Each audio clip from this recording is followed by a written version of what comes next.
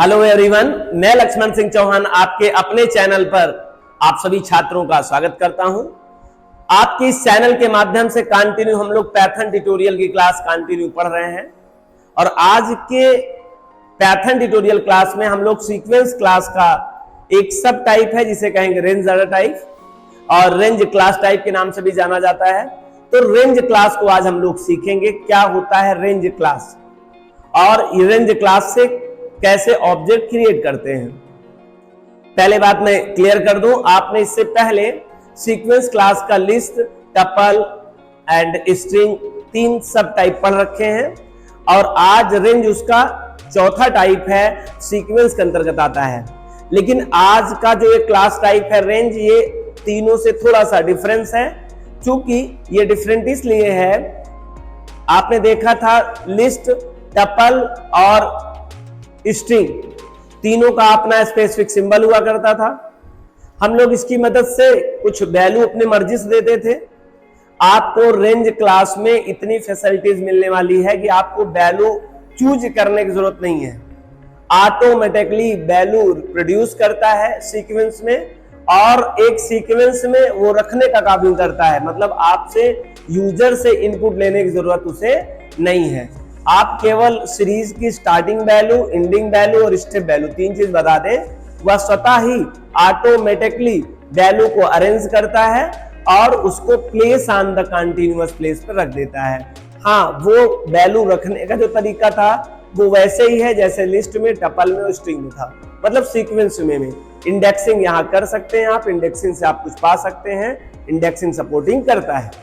तो आइए हम अपना वक्त ना जाया करते हुए, जैसे कि प्रीवियस लेक्चर में मैं प्री राइट ऑन बोर्ड पे लिखा रहता हूं, आज भी टॉपिक में रेंज क्लास टॉपिक के बारे में लिखा हुआ है। आइए लाइन बाय लाइन उसी क्लास के बारे में समझें और सीखें किस तरह से रेंज क्लास ऑब्जेक्ट को क्रिएट करते हैं और रेंज क्लास का उपयोग किस तरह हम अपने प्रोग्रामिंग में करेंगे।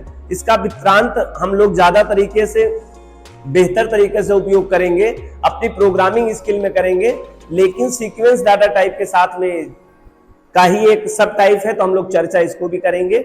इसकी प्रोग्रामिंग हम लोग ज्यादातर जब हम लूपिंग की बात करते हैं, लूपिंग एक कंसेप्ट है, हम लोग इसके बारे में बात नहीं करेंगे अभी।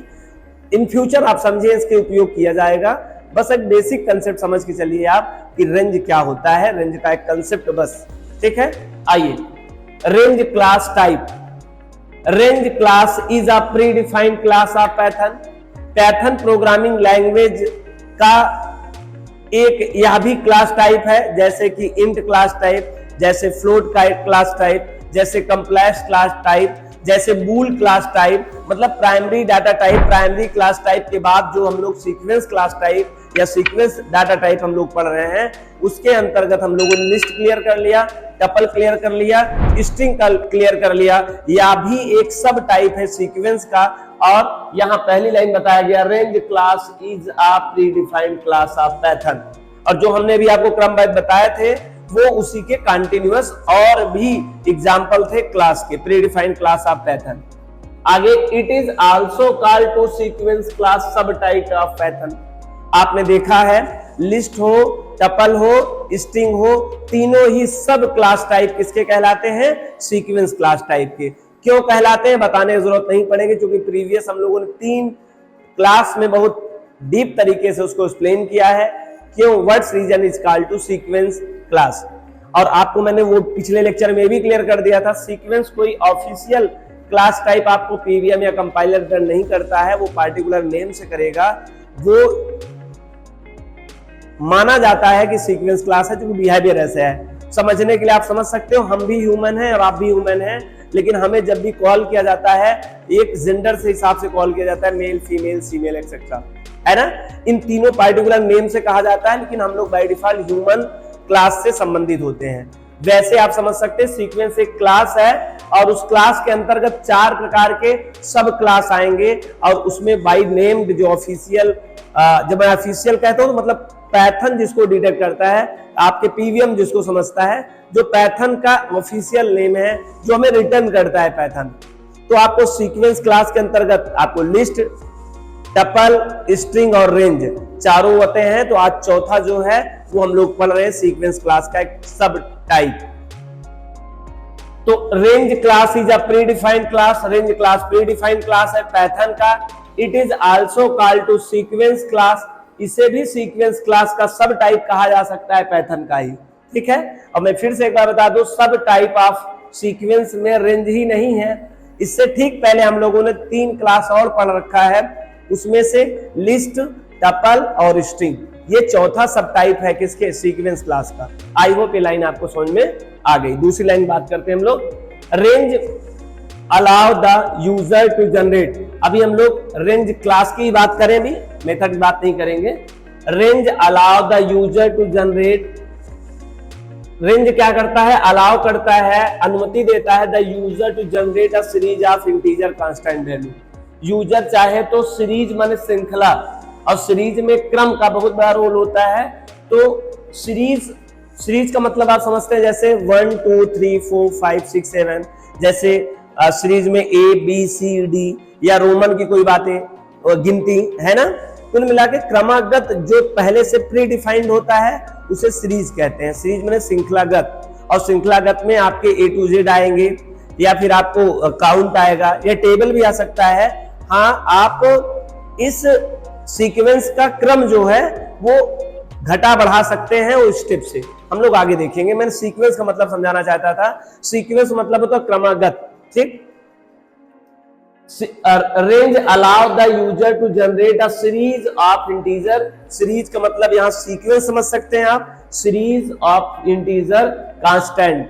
और याद रखना इंटीजर कांस्टेंट केवल, क्योंकि कांस्टेंट इंटीजर ही नहीं होते हैं, कांस्टेंट में फ्लोट भी होते हैं, स्ट्रिंग कांस्टेंट भी होते हैं, टप और कोई और भी हो सकते हैं, जैसे बूल क्लास कांस्टेंट हो सकते हैं, नन क्लास कांस्टेंट हो सकते हैं। लेकिन केवल range class series of integer constant को ही प्रोड्यूस करेगा, विच कॉमन डिफरेंस, वो भी किसमें, कॉमन डिफरेंस। अब कॉमन डिफरेंस क्या मतलब, सीरीज का मतलब ही होता है कॉमन डिफरेंस। सीरीज को समझाना हो तो आप कह सकते हैं कॉमन डिफरेंस। कॉमन डिफरेंस मतलब क्या, 1 के बाद 2, 2 के बाद 3, 3 के बाद 4, तो आप देख पा रहे हैं हर के बीच में कितना डिफरेंस है, सिंगल का डिफरेंस है।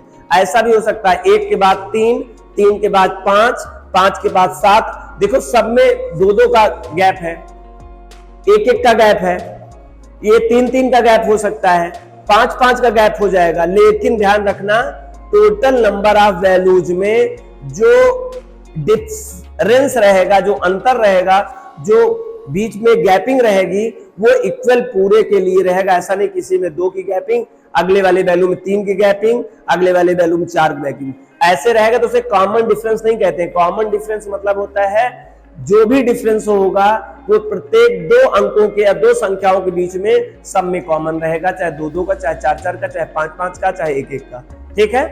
तो इसे कहते हैं कॉमन डिफरेंस। बहुत इंपॉर्टेंट बात ध्यान रखना है, कॉमन डिफरेंस। और दूसरा integer constant, series of integer constant, और जनरेट करता है, ठीक है। जनरेट करता मतलब आपको देने की जरूरत नहीं, आपको रेंज दे देंगे, वो जनरेट कर देगा। आप अभी तक आपने देखा था, चाहे लिस्ट हो चाहे टपल हो, उसमें आपको वैल्यू देना पड़ा था। लेकिन रेंज क्लास में आपको देने की जरूरत नहीं है, केवल आप बताइए कहां से कहां तक वैल्यू चाहिए, तो इंटीजर की वैल्यू आपको ये प्रोड्यूस करा देता है, बस इतने काम करेगा। चले आगे देखेंगे इसके बारे में और कुछ बातें। Range class allow the user to generate a series of integer constant with common difference of given step value. This is very important, step value, जो आप वैल्यू दिए रहेंगे उस स्टेप वैल्यू के अकॉर्डिंग ये कॉमन डिफरेंस इंटीजर कांस्टेंट आपको produce करेगा। बहुत इंपॉर्टेंट, तीनों शब्द एक साथ रिलेट कर सकते हैं। और फिर से मैं बता दूं, ये जो रेंज है ना, रेंज को भी गैपिंग कर रहा हूं। रेंज जनरेट करेगा a series of integer constant, series of integer constant with common difference, बीच में गैपिंग डिफरेंस कॉमन रहेगा ऑफ गिवन स्टेप वैल्यू। और ये कॉमन डिफरेंस किसके अकॉर्डिंग होगा, स्टेप वैल्यू जो आप दोगे उसके अकॉर्डिंग होगा। इसी चीज को हम अर्थमेटिक प्रोग्रेशन कहते हैं। क्या कहते हैं, प्रोग्रेशन, अर्थमेटिक प्रोग्रेशन। ये जिस तरह से आप गणितीय प्रोग्रेशन करेंगे, मतलब जो आप स्टेप देंगे उसके अकॉर्डिंग वो आगे ग्रोथ करेगा। और ये अर्थमेटिक प्रोग्रेशन का मतलब ही है कि कॉमन डिफरेंस में वैल्यू आपको इंटीजर कांस्टेंट जनरेट करेगा रेंज क्लास। आई होप ये बात आपको क्लियर समझ में आ गई।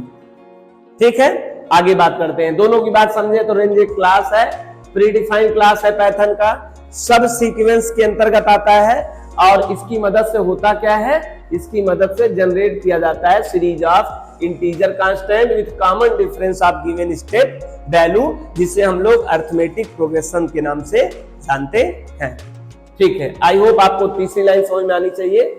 एक दो तीसरी बात देखिए यहाँ पे रेंज और ये सिंबल जो है ना, ये फंक्शन है, हम लोग बार बार फंक्शन बोलेंगे। अब वहां तक तो फंक्शन टर्म नहीं यूज किया था, अब यहां मैं आप बताऊंगा। Range function is a pre defined function. ये रेंज जो है फंक्शन है और प्री डिफाइंड फंक्शन है ऑफ पाइथन। और आपको पहले से ही बात पता है, यदि उसी सेम नाम का क्लास हो, उसी सेम नाम का अगर फंक्शन बन जाता है तो उसका एक नाम हो जाता है, उसे कंस्ट्रक्टर फंक्शन कहते हैं। कंस्ट्रक्टर फंक्शन किसी को कब कहते हैं, उसी नेम का यदि क्लास पहले से प्रीडिफाइंड बना हो और उसी नाम का अगर फंक्शन बन जाए तो उसे कंस्ट्रक्टर फंक्शन कहते हैं। आप बता सकते हैं कमेंट करके आप कितने कंस्ट्रक्टर फंक्शन का नाम जानते हैं जो प्रीवियस लेक्चर हम लोगों ने पढ़ा है।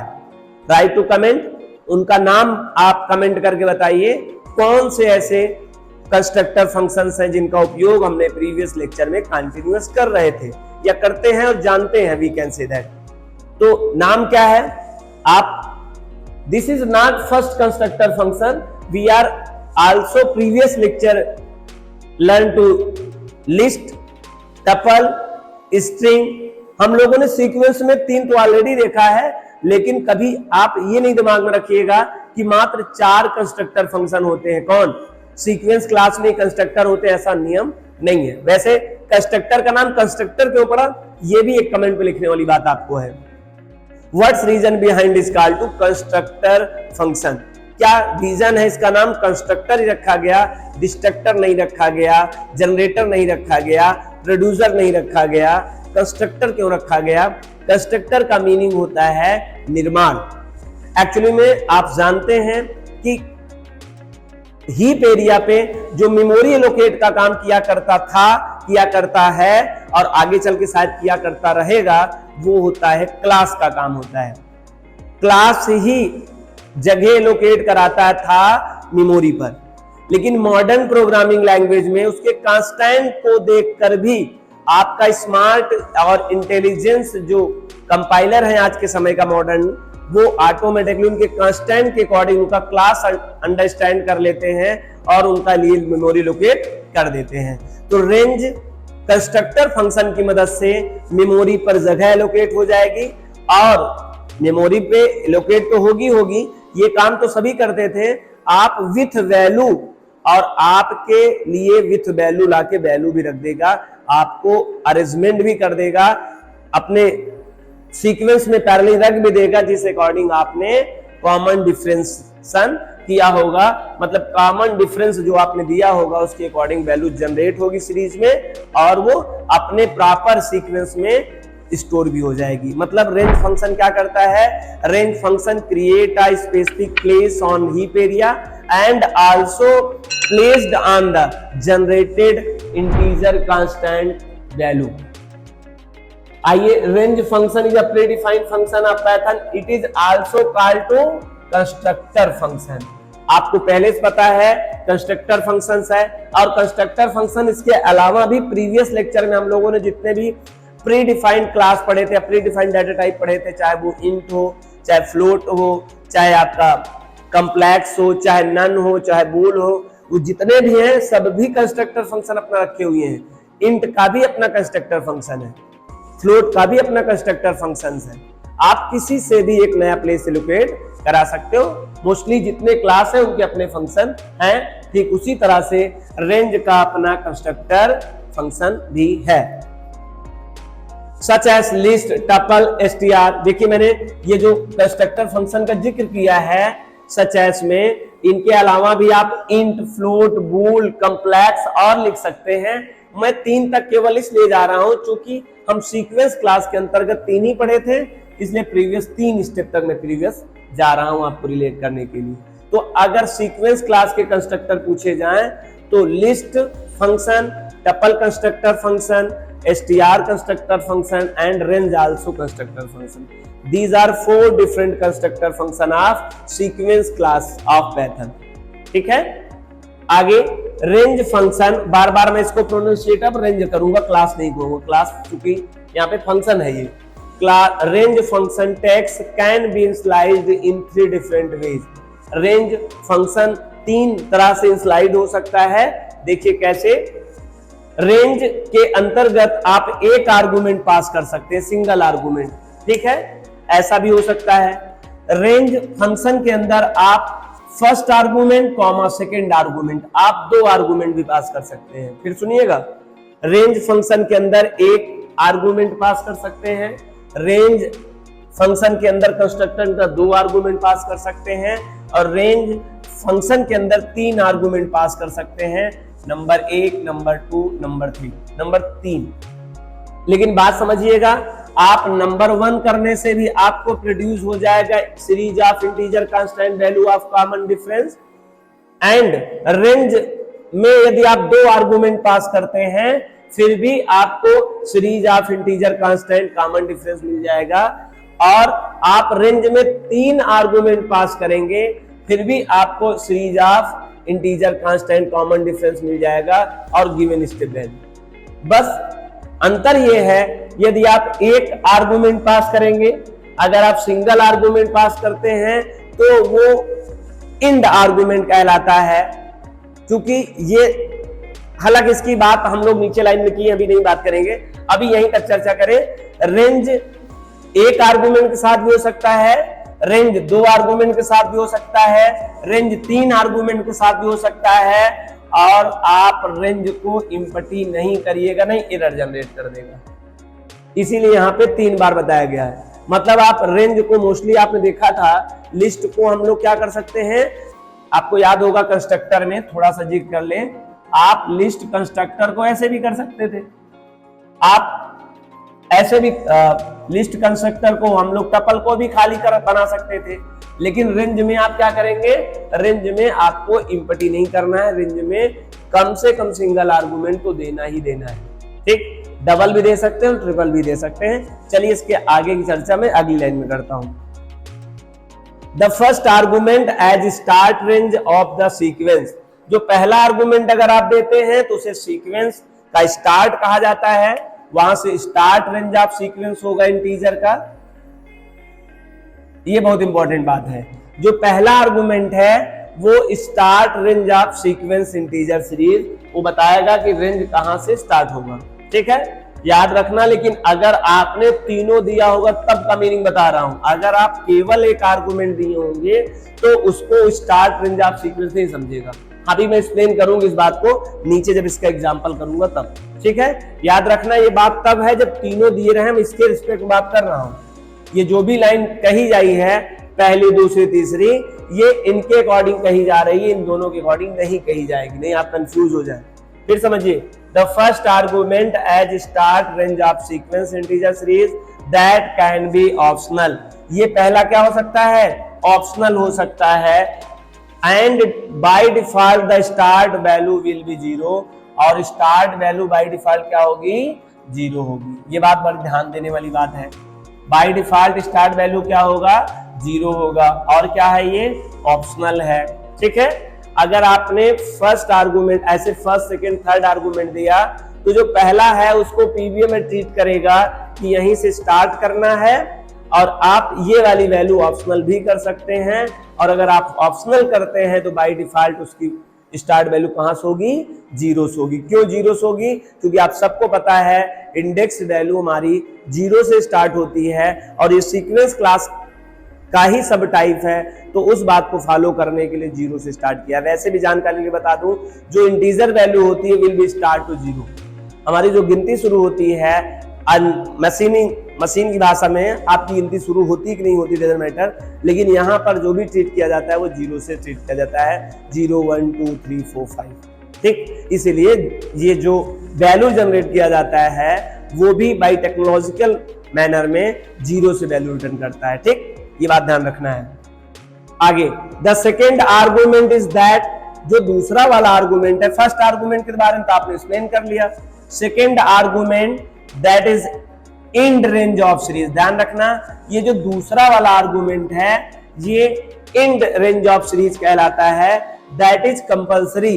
और ये क्या होता है, कंपल्सरी होता है।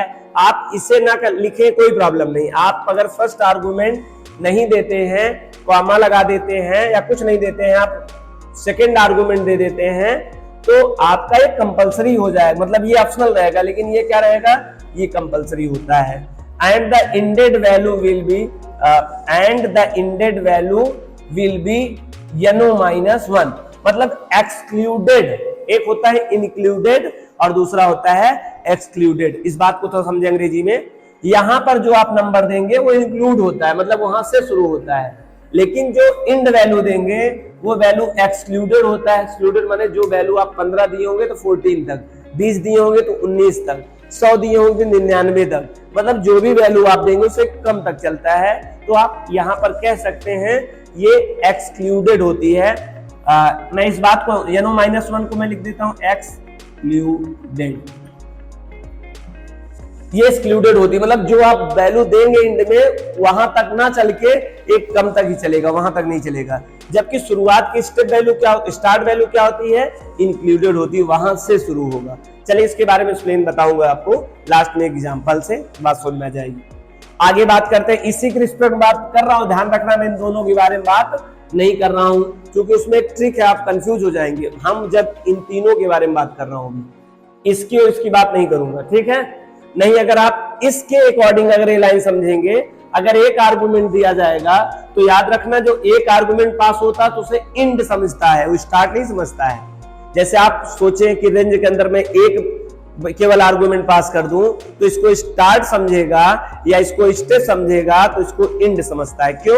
क्योंकि बाय डिफॉल्ट जो आपका थर्ड आर्गुमेंट होता है जिसे हम लोग स्टेप वैल्यू कहते हैं, जो फर्स्ट आर्गुमेंट कहते हैं जिसे स्टार्ट वैल्यू कहते हैं, दोनों ऑप्शनल होते हैं, लेकिन ये कंपलसरी होता है। तो अगर एक वैल्यू आप कांस्टेंट पास किए हो किसी भी रेंज फंक्शन के अंतर्गत, कंस्ट्रक्टर के अंतर्गत, तो केवल उसको समझेगा इंड वैल्यू, नहीं आप कंफ्यूज हो जाए। इसलिए मैं बार बार इन दोनों की बात नहीं कर रहा हूं, बार बार वहां आपको ले जा रहा हूं, ठीक है।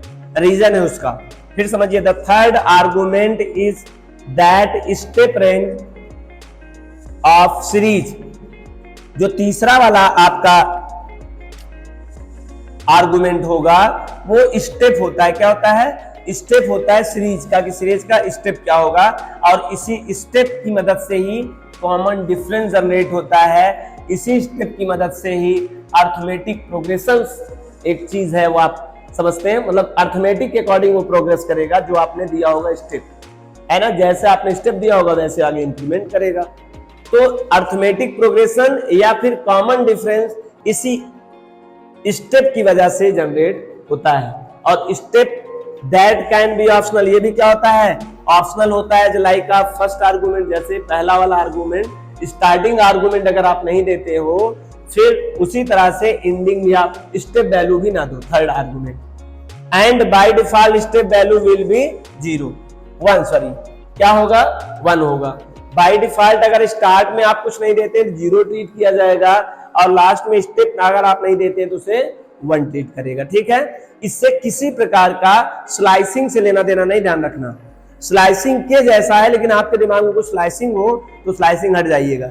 हाँ, मैं मानता हूं स्लाइसिंग जैसा कुछ रूल्स इसमें भी अप्लाई हो रहे हैं, लेकिन याद रखना स्लाइसिंग इससे लेना देना ना टाई अप करें, नहीं कंफ्यूज हो जाएंगे। क्यों? क्योंकि स्लाइसिंग में जो भी होता है वो एक इंडेक्स नंबर होता है, यहाँ पे इंडेक्स नंबर है नहीं, कांस्टेंट इंटीजर वैल्यू है। तो याद रखना इस बात का, नहीं कंफ्यूज आप सदैव रहेंगे अगर आप स्लाइसिंग किसके साथ मैच किए तो। मैं मानता हूं कि स्लाइसिंग का कंसेप्ट सेम टू सेम इसमें पैरेलल मिल रहा है, क्योंकि 0 से स्टार्ट होना, एक कम तक जाना, ये तमाम बातें हैं, ठीक है। वहां पे आपको याद रखना होगा, वहां पे आप जब भी करते थे तो वहां कॉलन उसका जो स्लाइस ऑपरेटर था उसे देना अनिवार्य था, पहला पार्ट हो चाहे ना हो, लेकिन यहाँ ऐसा कुछ नहीं है।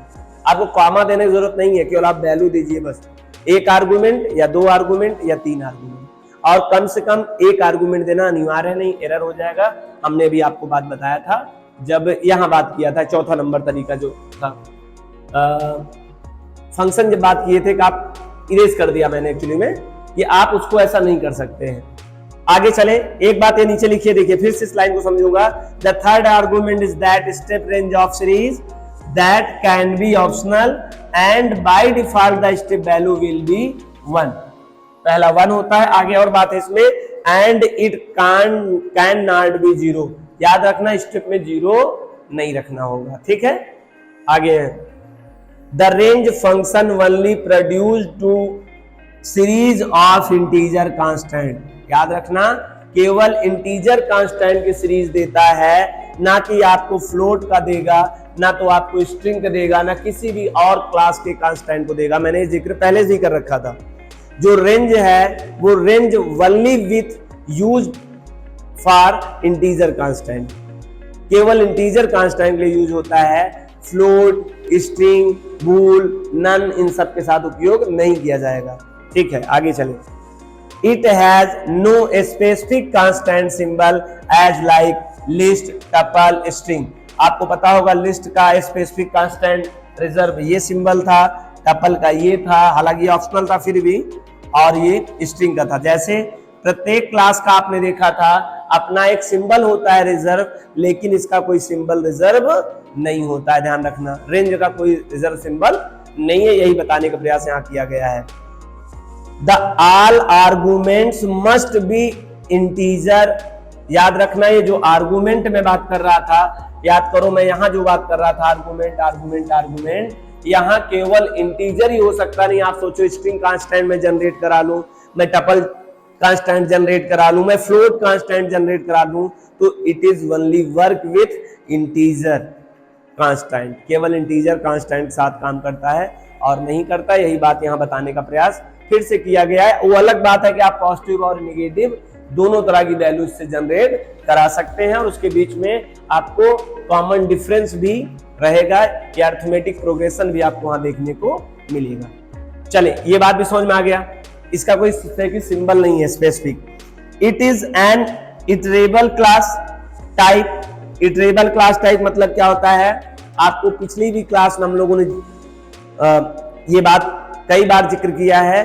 चाहे लिस्ट हो, चाहे टपल हो, चाहे स्ट्रिंग हो, इन तीनों की मदद से हम लोग इटरेशन मतलब होता है 1 to 1 वैल्यू फेच आउट कर सकते हैं, जो कहीं ग्रुप में रखी रहती हैं, और 1 by 1 वैल्यू क्या कर सकते हैं, निकाल सकते हैं।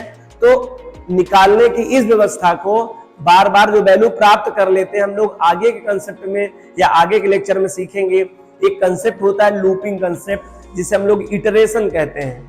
तो ये इटरेबल वेरिएबल के नाम से या इटरेबल ऑब्जेक्ट के नाम से भी जाना जाएगा। जब कोई रेंज क्लास से एक ऑब्जेक्ट क्रिएट होगा तो इटरेशन के लिए वो यूज किया जा सकता है, ठीक उसी तरह से जैसे लिस्ट क्लास का ऑब्जेक्ट यूज किया जाएगा इटरेशन के लिए, ठीक उसी तरह टपल क्लास का इटरेशन के लिए यूज किया जाएगा, और स्ट्रिंग क्लास के लिए इटरेशन के लिए यूज किया जाएगा, और रेंज भी इटरेशन के लिए यूज किया जाएगा। ये इटरेशन सीक्वेंस क्लास से कोई लेना देना नहीं है, बस एक आगे का कंसेप्ट है, इसलिए यहाँ पर जिक्र कर दिया गया। क्योंकि कभी कभी पूछ लिया जाता है मल्टीपल चॉइस क्वेश्चन में या इंटरव्यू क्वेश्चन में कि इटरेबल ऑब्जेक्ट है या नहीं है। तो यस, जो रेंज ऑब्जेक्ट रहेगा उसको भी आप एज अ लूपिंग में यूज कर सकते हैं, और मोस्टली हम लोग यूज करते ही हैं। रेंज का ज्यादातर उपयोग हम लोग फॉर लूप आगे पढ़ेंगे, उसमें बहुतायत उपयोग करते हैं। तो चलिए आगे देखते हैं। It is an iterable class type, so we are mostly used in iteration, इसीलिए से इटरेशन स्टेटमेंट में यूज करते हैं ऑफ पैथन, और किसमें, फॉर लूप में मोस्टली। चलें आगे। It is N immutable sequence class. याद रखना ये भी एक नंबर क्वेश्चन है, म्यूटेबल और इम्यूटेबल।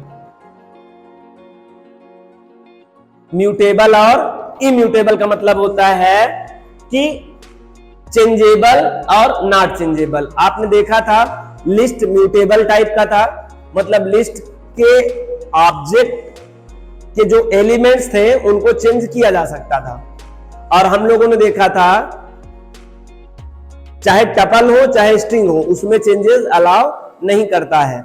तो वो इम्यूटेबल है, तो इम्यूटेबल के अंतर्गत ही आते हैं। मतलब इसमें भी आप चेंजेबल नहीं कर सकते। क्यों नहीं चेंजेबल कर सकते हैं? क्योंकि स्वतः भी अपने से ही प्रोड्यूस करता है, तो उसमें आप चेंज करने का मौका नहीं मिलेगा, और चेंज आप करेंगे भी तो ये एरर कहलाएगा। ठीक है, अलाउ नहीं करेगा, मतलब ये इम्यूटेबल सीक्वेंस क्लास का है। Such as tuple and string class of Python, आपको एग्जांपल के साथ प्रयास किया गया, समझा दिया जाए। टपल और स्ट्रिंग क्लास जिस नेचर के थे उसी नेचर का ये भी है। The basic syntax of create range class type object, आपको पता है हम लोग यहाँ पे क्लास टाइप का ऑब्जेक्ट क्रिएट करते हैं किसकी मदद से? किसी भी कंस्ट्रक्टर की मदद से। किसी भी कंस्ट्रक्टर की मदद से हम उस क्लास का ऑब्जेक्ट क्रिएट करते हैं। ऑब्जेक्ट माने प्लेस, आपने हीप एरिया। ऑब्जेक्ट मतलब होता है एरिया, मतलब एक प्लेस। ऑब्जेक्ट नेम का मतलब होता है आइडेंटिफायर ऑफ द प्लेस। हम लोगों ने बहुत पहले इन सब बारे में छोटे छोटे टर्मिनोलॉजी में बहुत डीप तरीके से एक्सप्लेन किया और समझाया। तो the basic syntax of create range class type object and with common difference integer constant value. और क्या कर सकते हैं आप? Common difference integer constant value. आप एक नया प्लेस क्रिएट कर सकते हैं हीप एरिया पे, किस टाइप का? रेंज क्लास टाइप का। और उस रेंज कंस्ट्रक्टर की मदद से आप कॉमन डिफरेंस टाइप का एक सीरीज ऑफ इंटीजर कांस्टेंट भी जनरेट कर सकते हैं, और वो वन बाय वन आके प्लेस्ड भी हो जाएंगे एज ऑटोमेटिकली। ठीक, तो आई होप ये बात भी समझ में आई कि ये इसकी मदद से जगह लोकेट करेंगे और वैल्यू भी हम लोग क्या कर सकते हैं? रख सकते हैं। बस अंतर क्या है? लिस्ट में, टपल में, स्ट्रिंग में आपको ये वैल्यू देनी पड़ती थी, यहां पे मात्र आपको बताना पड़ेगा कहां से कहां तक और स्टेप वैल्यू। तो ये वैल्यू ऑटोमेटिकली प्रोड्यूस कर दी जाएगी सीरीज ऑफ इंटीजर कांस्टेंट, जो कि कॉमन डिफरेंस में रहेगा। इसी को इंटीजर या अरिथमेटिक प्रोग्रेशन के नाम से भी हम लोग जानते हैं। तो सिंटैक्स क्या है? ऑब्जेक्ट नेम होगा इक्वल टू रेंज, कंस्ट्रक्टर में start, and, step value. Start क्या है? स्टार्ट सीरीज नंबर है ये, एंड सीरीज नंबर रहेगा, और स्टेप में स्टेप सीरीज नंबर रहेगा। मैं इसे एक बार रफ करके आपको समझाना चाहूंगा किस तरह से हम लोग इसका उपयोग करते हैं, और ज्यादातर इसका उपयोग लूपिंग में होगा, तो हम लोग यहाँ ज्यादा पढ़ना नहीं इसके बारे में।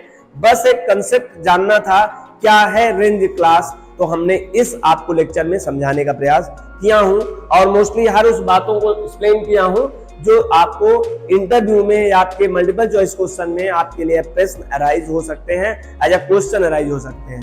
आई want to erase this content of the board.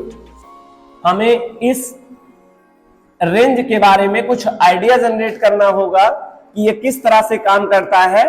तो मैं आपको एक कंसेप्ट क्लियर कर दूं यहां से। हालांकि इसके बारे में हमें डीप में प्रोग्रामिंग में सीखना है, फिर भी जानना चाहेंगे किस तरह से ये वर्क करता है। ये देखिए, पहले से ही मैंने राइट कर रखा था कि आपका ये मेमोरी लोकेशन किस तरह से होता है। हम लोगों ने प्रीवियस क्लास में लिस्ट और टपल और स्ट्रिंग पढ़ रखा है, तो इसको बताने की जरूरत नहीं है। इंडेक्सिंग है, वैल्यू रेंज कैसे सीक्वेंस में वैल्यू गई है। आइए मैं आपको एक्सप्लेन करूं मैं कहना क्या चाहता हूं। याद करिए, आपने p इक्वल टू लिस्ट नाम के कंस्ट्रक्टर से आप यहां वैल्यू 1, 2, 3 आप प्लेस करते थे, तो इसके लिए भी सीक्वेंस बन जाता था, और ये वैल्यू आपको देना पड़ता था। जिस वे में देते थे उस वैल्यू यहां पर प्लेस्ड हो जाती थी, अपना सीक्वेंस नंबर हुआ करता था, और इंडेक्स नंबर पॉजिटिव निगेटिव सब होते थे।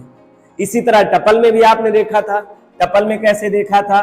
टपल में टपल नाम का कंस्ट्रक्टर था, और टपल में आप पास कर देते थे 1, 2, 3, ठीक इस तरह से प्लेस हो जाया करता था। आपने इसी तरह से स्ट्रिंग में भी देखा था, p इक्वल टू आप str के अंतर्गत सिंगल कोटेशन मार्क में आप t, u, p, या फिर आप डायरेक्ट ऐसे ही कर देते थे RAJA राजा। तो आप तीनों तरीके से देख रहे हैं कैसे आप एक ऑब्जेक्ट क्रिएट कर रहे हैं P टाइप का, T टाइप का, और इसे एक दूसरा नाम दे दें L टाइप का। ये तीन कैसे आप देखिए प्लेस कंज्यूम कर पा रहे थे और यहाँ पर वैल्यू ऑटोमेटिकली RAJ प्लेस हो जाता है। यहाँ पे 1 2 3 हो जाएगा और यहाँ पर भी 1 2 3 हो जाएगा। सब सीक्वेंस क्लास है, सब आप उनके मेमोरी लोकेशन का टेक्निक जानते हैं। बस रेंज के बारे में आपको जानना होगा, रेंज कैसे होगा।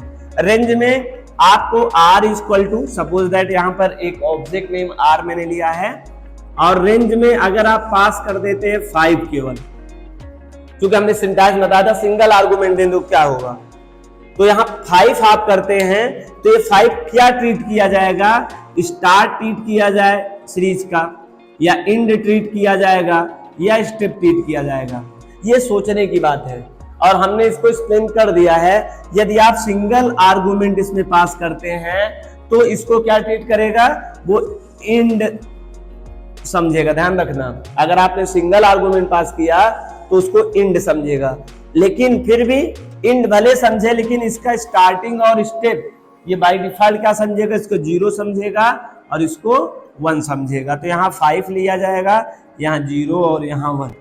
आप नहीं देते हैं फिर भी उसको मिल जाता है, ये 0 1 ऑटोमेटिक पड़ा हुआ है। याद रखिए, आप यहाँ 5 देते हैं ना तो ऑटोमेटिकली यहाँ 0 और 1 बाय पीवीएम और कंपाइलर यहाँ ट्रीट किए जाते हैं। अब ये 0 से लेके कहां तक जाएगा, ये एक्सक्लूडेड है। इंड क्या होता है, एक्सक्लूडेड मतलब होता है जो रहेगा उस वहां से छोड़ देगा वहां से। इससे पीछे क्या है, 4 है, ये इंक्लूडेड है। तो 0 से लेके 4 तक आपको एक वैल्यू जनरेट होगी 0, एक वैल्यू क्या होगा 1, एक वैल्यू क्या होगा 2, एक वैल्यू क्या होगा 3, एक वैल्यू क्या होगा 4, 1 2 3 4 5, ये 4 0 1 2 3 4। ये देखिए कितनी वैल्यू जनरेट हुई, आपको एक कम तक चलाई 0 1 2 3 4, ये वैल्यू जनरेट करेगा। और ये प्लेस कैसे होगा, आपको पता है इंडेक्स वैल्यू होती है, इंडेक्स नंबर पहले से राइट रहेगा। ये पहला जो वैल्यू एज आया है, प्रोड्यूस किया गया है by range method, range function के द्वारा, 0 यहाँ प्लेस हो जाएगा, 1 यहाँ हो जाएगा, 2 यहाँ हो जाएगा, 3 यहाँ हो जाएगा, 4 यहाँ हो जाएगा। आप देख पा रहे हैं प्लेस भी बनाया रेंज और वैल्यू भी प्रोड्यूस करके उसके अंदर प्लेस कर रहा है, ये काम करता है रेंज। अच्छा, दूसरी बात समझिए, अगर R is equal to range में यदि आपने एक नहीं सर 2 वैल्यू दे दिया, सपोज दैट ये, फिर क्या समझेगा सर, पहले वाले आर्गुमेंट को ट्रीट करेगा स्टार्टिंग, जो ये वाला समझेगा इसको समझेगा इंड। स्टेप आप नहीं दिए हैं ना, फिर भी बाय डिफॉल्ट स्टेप हमारा सिस्टम क्या ट्रीट करेगा 1। तो आपको शुरू कहां से करेगा, बाय डिफॉल्ट तो 0 से करता, लेकिन इस बार आपने शुरुआती वैल्यू दे दिया है 1 2 3 4, 1 2 3 4, कहां तक होगा 4 तक जनरेट होगा। आप जो भी कांस्टेंट वैल्यू देंगे उससे एक कम तक एक्सक्लूड करके जनरेट होगा। तो आई होप हम लोग हालांकि इसके बारे में बहुत डीप तरीके से एक्सप्लेन करेंगे, बस आपको मैं सिंटैक्स समझाने की कोशिश कर रहा था। और अगर आप सिंटैक्स में P equal to, suppose that आपने यहां दिया रेंज, रेंज में 1 2 20 2, तो आप देख लीजिए स्टेप वैल्यू क्या कर रहे हैं, स्टेप वैल्यू को आपने 2 दे दिया है।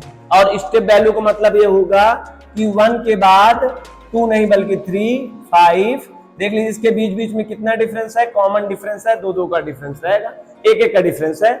यहाँ 2 नहीं है, यहाँ 4 नहीं है, आगे 6 नहीं होगा, आगे 8 नहीं होगा, ठीक है।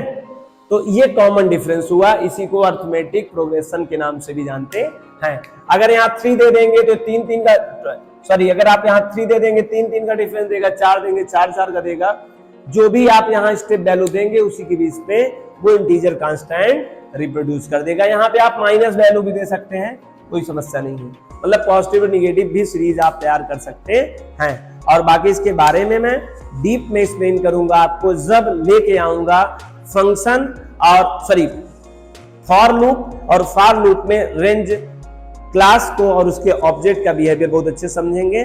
बस आज के लिए इतना ही, जो मुझे रेंज क्लास के बारे में आपको समझाना था, उसके ऑब्जेक्ट बारे में समझाना था, वो यूज कैसे होता है, उसका नेचर क्या होता है, ये जानकारी आपको इस लेक्चर से समझ में आ गई होगी। अगर आज का लेक्चर आपको समझ में आता है तो वीडियो को लाइक करिए, और अगर आप इस चैनल को सब्सक्राइब नहीं किए हो तो सब्सक्राइब कर लें, और प्रीवियस के जितने भी पहले, इससे ठीक पहले जो सीक्वेंस क्लास में मैंने लिस्ट, टपल और स्ट्रिंग बताया है, पहले उसको एक बार देखने के बाद रेंज देखिए, क्योंकि बहुत सारी बातें हैं जिसमें मैं नहीं बोला हूं, इसमें नहीं एक्सप्लेन किया हूं, क्योंकि ऑलरेडी मैंने प्रीवियस लेक्चर में कंटिन्यूस को एक्सप्लेन करता चला रहा हूं प्रॉपरली तरीके से। तो थोड़ा ऑड लगता है, बार बार बच्चों को बोरिंग महसूस होती है कि वही बार बार बात बताया जाता है। तो अगर आप पहली बार लेक्चर पे आए हो तो आपको प्रीवियस वीडियोस जाके देखना चाहिए। डिस्क्रिप्शन लिंक में ऐसे नीचे लिस्ट पड़ी हुई है, वहां से आप पा सकते हैं। और आप ज्यादा से ज्यादा अपने दोस्तों को शेयर करिए। Thank you so much. Meet next class.